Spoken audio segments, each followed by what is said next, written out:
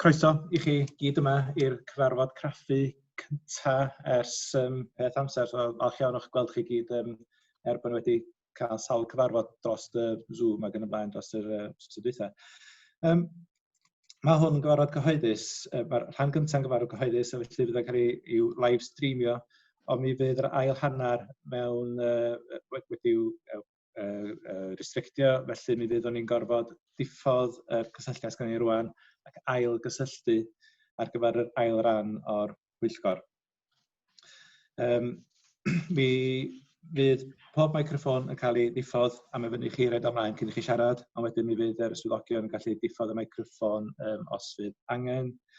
Ac hefyd allai'ch atgoffa chi ddefnyddio yr raised hand function ar yr Zoom, achos dwi'n gallu gweld chi gyd ar yn sgrin i. Felly, yr unig ffordd dwi'n gwybod os ydych chi eisiau siarad ydy os dwi'n gweld eich llaw chi fyny ar y rhestr participations. Mi fydda hefyd croeso chi ddefnyddio yr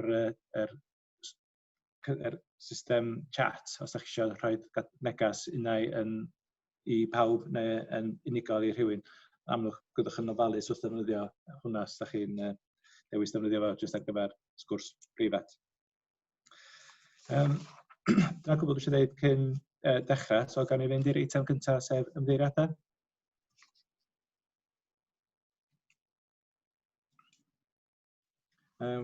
Andrew? Sorry, we've had apologies from Councillor Ronnie Hughes, Councillor Pauline Heat-Williams and Councillor Peter Lewis. Okay, and Councillor Andrew Hinchcliffe, let's come in. No, Andrew, your hand's up, that's why I asked. I'm sorry, I seem to have miscopied the Zoom code for the second part of the meeting if it requires a different Zoom code.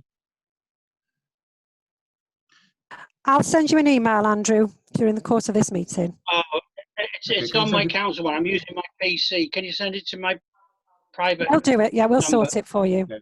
It might be useful to send Sorry about that. Okay, thanks, Andrew.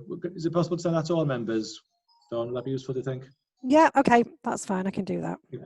And I've got to also apologise, I've got a funeral at midday, so I'll be leaving at about 11:30 if we haven't finished by then. And Councillor Dave, as Vice Chair, will be taking over the chair of the meeting. Iawn, diolch yn fawr. Os gan i fynd i datganiad o ddiddordeb eitem 2, os gwrwch chi dda. Chair, can I declare a personal interest in agenda item 7? I know someone on a personal level who's associated with one of the bids, so I'll intend leaving the meeting for that item. Diolch, Dawn. Does gynna ddim datganiadau ddiddordeb eraill, felly eitem 3 di materion brys, does gynna ddim wedi dod i'n sylw i, dwi'n credu bod yna ddim byd. No, I'm not aware of any, Chair. Thank you, Dawn. A does na ddim cwestiynau i aelodau cabinet chwaith. Felly gan i fynd i'r eitem gyntaf heddiw o ran adroddiadau, sef eitem 4, eitem 5 at yr Corporate Health and Safety Programme a gai basio ymlaen i... Pwy sydd gyntaf? Is it Gareth or is it Phil who's going first? It's me first. I trust Gareth is with us. I haven't seen him appear as of yet. Thank you, Phil. No, I am here. Right, okay. Thanks. Thank you, Councillor Wynne. Good morning, Borodar, everyone.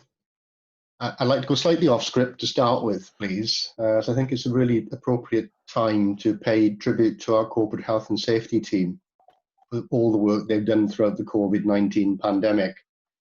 The work done by all of Richard's team, Estelle, Delith, Christian, Bledin and Richard, has been truly exceptional during the pandemic. I think the Council is truly fortunate to have such a professional and dedicated team of officers. Their individual and collective contribution has been totally outstanding within this particular last 3.5 months we have. So I'd place my personal thanks on record, and I would hope the committee would join me in doing the same, please. Okay. Diolch Phil. Dwi'n siŵr bod ni'n gyd yn cytuno efo hynna. Okay, returning to the report itself, I'll provide a brief overview before handing on to Gareth Roach, the Programme Manager, to take you through some of the key details. So in terms of the why, the Conway Opportunities Board requested the establishment of the Corporate Health and Safety Programme. and we were originally scheduled to present a report to you in April of this year, but clearly other events got in the way. This programme follows on from the 2011-13 project, which saw the development and implementation of the corporate health and safety management system. And since then, a number of follow-on projects and initiatives have developed, and it makes real sense to gather these all together under one umbrella programme. The programme also includes projects and initiatives led by corporate HR and the Estates and Asset Management Service. The programme has a particular focus on the risk profile of our organisation, its competence and the contractors associated with the delivery of services, and that follows on from the 2015 Management of Contractors Policy 2015. So as you can see, a substantial amount of work already taken place, and this is the next phase. There are two recommendations set out in the report, and that is the establishment of the programme be approved, and that a member of your committee is nominated to join the board. But at this point, I'd like to pass over to Gareth so we can talk about the anticipated programme benefits, a little about the project, and then obviously if you have any questions, both Gareth and Richard are available for you. Thanks, Phil. Okay, thank you, Phil. Can you hear me? Yes. Yep. Yeah, great, wonderful. Okay, thanks for the introduction, Phil, and I want really to introduce you to what the programme is going to be. So as Phil said, it came about due to a request from the Conway Opportunities Board, and really it's to bring together a number of existing and new health and safety and HR related projects and initiatives. And as you know, we manage programs in Conway. We've been doing this for about a decade, so it makes good sense to bring linked projects together. And from our experience of managing programs, that's a way to do it. So in this case, really, we wanted to follow on the previous project, as Phil said, and really that was about embedding the corporate health and safety management system. But things develop, things change, and obviously since then, more has arisen to do. So we've got a set of projects in place for the proposed programme, and it will bring about really a lot of positives, we would say. For example, if you look at section 3.4 of your report, you'll see some of what the programme will make happen, basically. You'll see, for example, we'll make sure that citizens are provided with really high quality services. We'll be thinking about sort of prevention and certainly reducing the risk of things like litigation, enforcement action, reputational damage. And in a way, it's also about raising the profile of health and safety across the organisation and with partners. And a big part of it too is about the contractors. They will be part of this as well, to make sure that we're using the best contractors, procuring properly, and we're delivering safely. In terms of the actual benefits, one of the really good things that we'll be doing is, because of the programme being in place, is to have a consistency. Everything will be under the one umbrella of this programme. And in a way that helps really in the communication and interaction between the project and pieces of work that are in place. So the benefits really, which we anticipate to come about, as I've said, a raised profile of health and safety. We certainly see that it will help to provide an excellent environment in which to work, a safe, happy, healthy workforce. And I think obviously lots has changed in the last few months. And as Phil said, health and safety has been a very prominent part of our recent efforts in our response to COVID-19. Going forward, the programme is going to be, we anticipate, a 5-year programme. And at the moment, we're bringing in a set of projects, some of which existed already, some of which new. And this initial list of anticipated benefits, each of those projects will help us to realise those across the programme. Okay, 3.6, the board membership. And those names are in place partly because of Councillor Emma Leighton-Jones as our portfolio holder and our lead member for this programme, and Councillors Chris and Garonway are portfolio holders linked to some of the project programme. So it makes great sense to have them on board. We've got Phil, obviously, as the programme sponsor, head of corporate HR, and Richard representing corporate health and safety, obviously. And obviously one of our recommendations today is that we have a nomination for a representative from the committee to join. Okay. Right, so as you'll see in 3.7, as I've said, it's a 5-year programme initially, and obviously throughout the lifetime of a programme, the makeup of what's within it will change, and the project will begin and end, and new projects will come along. So it's great to have that structure in place. With any programme, things will change, but to have that structure in place gives that focus and consistency forward. Okay, so what I wanted to do was really briefly talk about what the projects are. Okay, so you'll see in section 3.7 we have a list of the projects, who's responsible for each, and so on. So first off, we have positions competencies. Now that's looking at we have competencies that are required for us to do that job safely and efficiently. So this project, managed by Delith Owen Davies from the Health and Safety team, is to look at establishing a competency management system and implementing that, allowing us all to maintain and develop the competencies we need to have in place to do our jobs properly. And we'll also, as we go forward, look at what we've put in place, audit it, and review the system that's been put in place.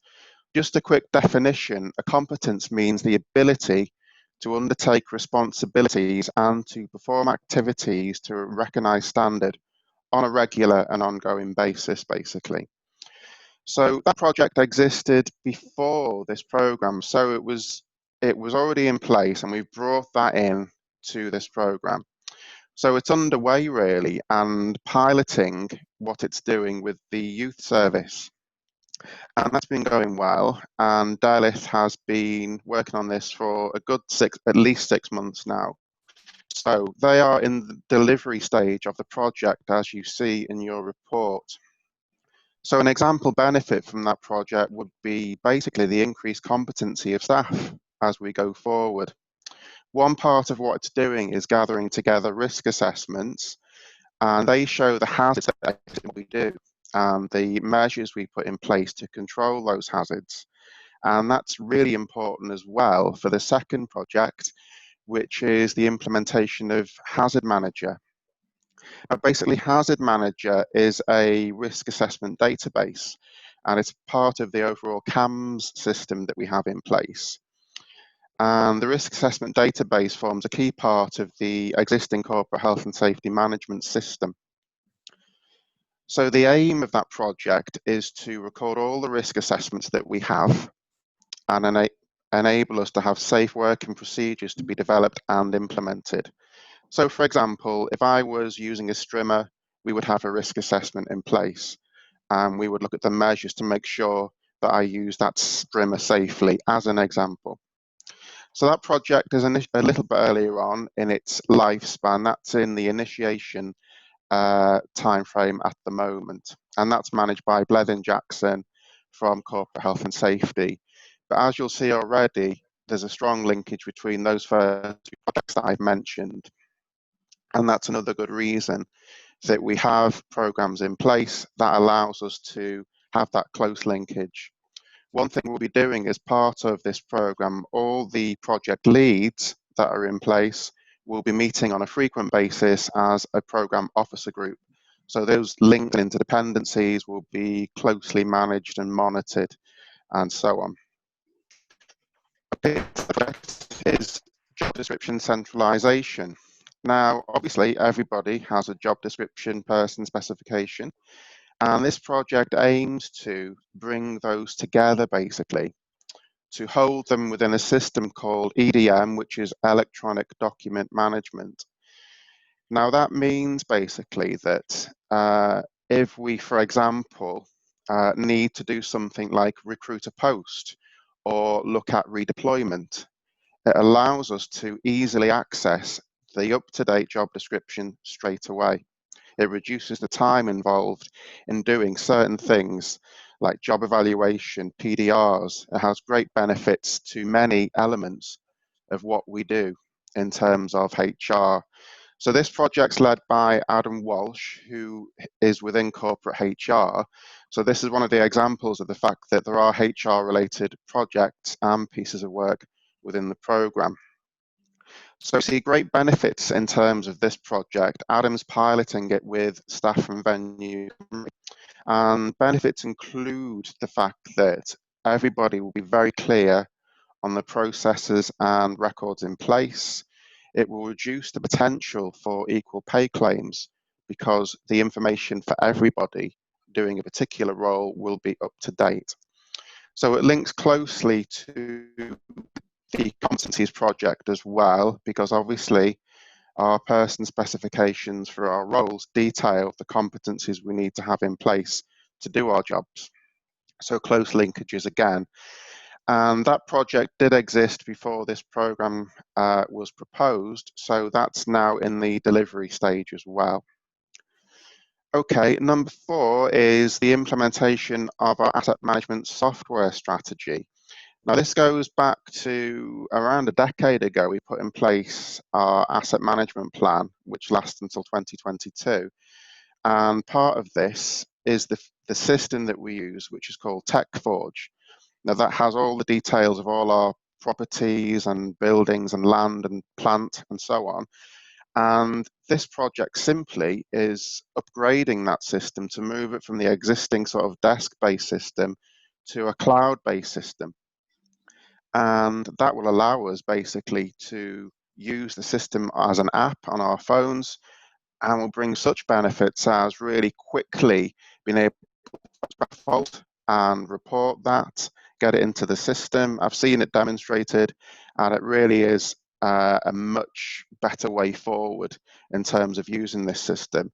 And as part of this program, obviously, because as part of the corporate health and safety management system, all our buildings are within that software, and we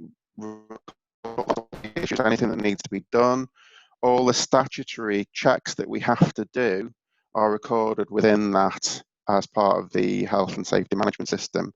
So it's really important that this is linked into this program, and there are huge benefits moving forward. This project is again in delivery because that was already underway before this program was proposed. And we can see already that there's really positive uptake in this change, and people can see the benefits of this rollout, which will include full training, obviously, for offices, and offices across the authority use TechForge on a daily basis, and they will all receive training later this year in using the new upgraded system. So that one's managed by Steve Lee. He's a principal asset manager working for estates and asset management. So another really positive project, we think. Okay, number 5 is a project that's kind of on hold at the moment. It's about health and safety in care homes. Now, this was underway, but obviously we don't know the impact of the recent months on our care sector. So for this point in time, while we look at the impacts of COVID-19, and also the fact that we haven't got an actual project manager for this one at the moment, this is kind of on pause at the moment. But to put it simply, the aim of the project is to look at, in terms of the care home sector, their contractors, the sort of selection, the planning of jobs, supervision and monitoring of contractors. This stems from the management of contractors policy from 2015, kind of a follow-on from that, really. The idea is that all those that sector, sort of nursing, residential, domiciliary provision, sign up to something called the Safety Schemes in Procurement, or SSIP. It's an assessment scheme for contractors. So that's a really positive thing to do and a really good thing to do. But at this point in time, I don't think it's going to be one of the ones we're pushing very strongly, because we need to let the care sector regroup essentially after this pandemic, basically. So the project manager would be from social care, but at the moment we don't have that role filled. But there's been strong support for this project from Christian within the health and safety team. Okay, and finally, it's actually a project, but it's really good to have within this program. Cheryl Roberts from Corporate HR, just before this pandemic began, was leading a piece of work about reviewing our PDR process, and that's performance development and review process, to look at how that could change. And obviously a big part of that links to job descriptions, competencies. So you see it's a really good link to have within this program. So what I will do obviously is regroup with Cheryl and see where that's at now, basically, in terms of moving forward. So 6 projects or pieces of work initially in place. They are moving forward, making good progress, but the positive about this umbrella program is that we'll have a greater ability to work with all of those project leads together, look at the links, the interdependencies, how they affect each other, and even think about how we communicate as a whole on all those initiatives, because they are so closely linked together. Okay, so the options, well, basically it is, the preferred option is to proceed with a program. And one of the 2 recommendations we're seeking approval of today is to have them approved. So I've done lots of preliminary work working with those project leads, but with the formal approval to proceed, I can do a lot more in terms of the next steps, basically. As Section 4 says, there are no actual monetary costs associated with establishing the programme, simply the officer time. And one of my roles is to manage programmes, so essentially this will be the main programme I'll be managing going forward. And any funding for the programme is from existing budgets. And obviously constituent projects may draw down funding from other sources, other streams. Okay, and one thing I would say, we've been keeping a close eye on things as a result of COVID-19 and the resource involved, because obviously lots of people have been pulled in many different directions in order to deal with our response to the pandemic. Okay, Section 5 is about engagement and consultation, and we've obviously had lots of consultation with Phil from Corporate HR, the health and safety team. In Section 5.4, Councillor Emma Leighton-Jones, our portfolio holder, has given some strong endorsement in terms of how important this programme is to the authority. Okay. As I said, there are resource implications in terms of those officers involved, but as part of the programme manager, I'll keep an eye on that and make sure that everybody is able to deliver based on everything else they've got to do as well. Okay, you'll see in Section 7 that we support some of the key corporate plan outcomes, as does any programme within the organisation. And we will make sure that as the corporate plan develops and is renewed, that we maintain a strong linkage with that. I won't read those out in detail, but one of the key ones is the first one, that will continue to support and develop our staff, which is linked to the Competencies project. And the second one about training, also linked to Competencies. And the third one about working with partners, that links to the Health and Safety in Care Homes project. Okay, very briefly, any programme that we have in place links to the Wellbeing of Future Generations Act, and we link to the wellbeing goals that are part of that, plus the different ways of working, which are detailed in the subsections. But I think we very strongly link to the Wellbeing Act, the long-term element that this programme has, the preventative measures we're putting in place in terms of reducing the likelihood of litigation or enforcement action, the integration, with the fact that this is a programme across the entire authority, and we will be working with partners as well. So very closely linked to the gap. And collaboration, yes, very much underway. Certainly in some of the projects, such as the Competencies project, already all services are involved and being informed about that. Okay, now to equality. We've undertaken an equality impact screening assessment, and that's part of the pack today. And following discussion with our equalities lead from HR, most of the projects we anticipate will be doing full equality impact assessments going forward, or have done already. And section 10, we link into a number of policies and procedures in terms of what the programme is doing, which are detailed in 10.1. And finally, section 11, we have started to identify some risks, and they will be part of our programme risk log, which I'll be maintaining and updating as we go forward. Okay, so your appendices are, and that is more detail about the programme and what it includes. A structure showing how we link in with other initiatives such as the new renewal programme within Conway, and also details who's involved. Finally, Appendix C is the Equality Impact Assessment Screening Form. Okay, so that's a run through of the report, but obviously happy to take questions.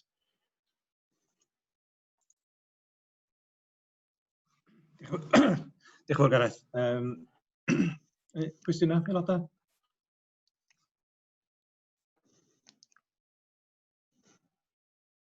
Cynghorydd Gronwy.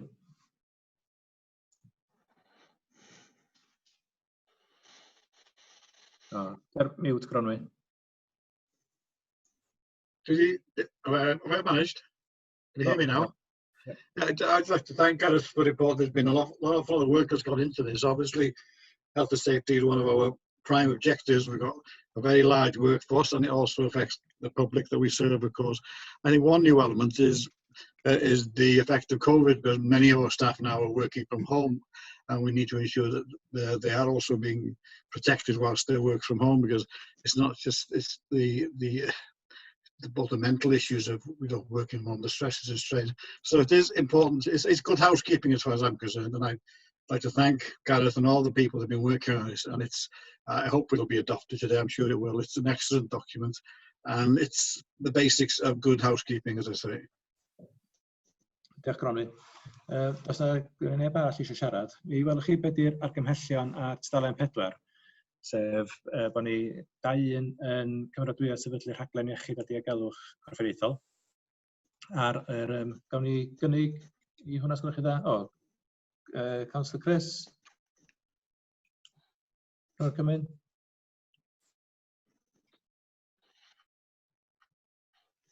Chris? Sorry, Councillor Chris Hughes. You're on mute, Chris. Yeah. Thank you, Wyn. I'd just like to thank the officers for the report. I spent several years in the previous employment working in the health and safety role and chairing a health and safety committee, and I think this is one of the most comprehensive reports of its nature that I've ever seen. I'd just like to congratulate the whole team for the excellent work that they've put in. Thank you, Chris. Thanks, Chris. Thank you.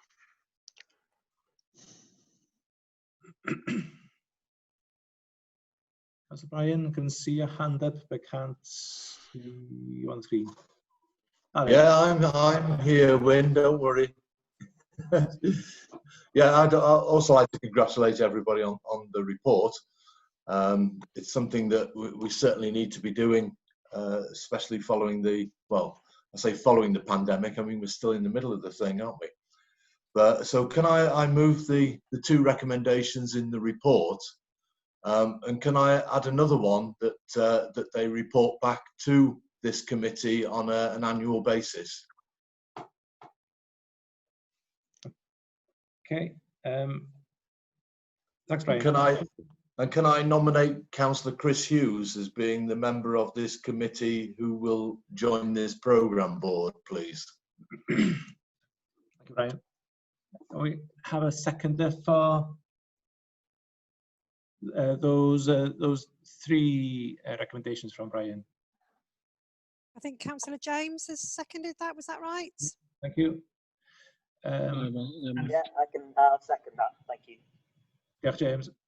Ac os oes na ddim cynnig arall, nawn ni fynd i'r bleidlais. Dawn, can you just explain briefly how we're going to do the vote? Right, I'll need to call out everybody's name because we can't easily identify members of the committee. I'll just need to go through all the names to say whether you're for, against or abstaining. So it'll be alphabetical. So Councillor Phil Capper. Sorry, Dawn, that's for all three of Brian's recommendations. Yes, proposals. yeah. Okay. So Councillor Phil Capper. Yeah, 4. Councillor Jess Corrie. 4. Councillor Brian Cossey. 4. Councillor Andrew Hinchcliffe. 4. Councillor Chris Hughes. 4. Councillor Wyn Ellis Jones. 4. Councillor Ivo Lloyd. 4. Councillor James Lustard. 4. Councillor Anne McCaffrey. 4.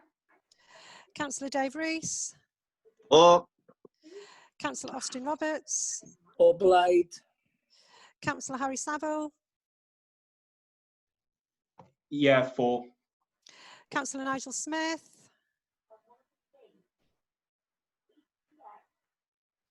Councillor Nigel.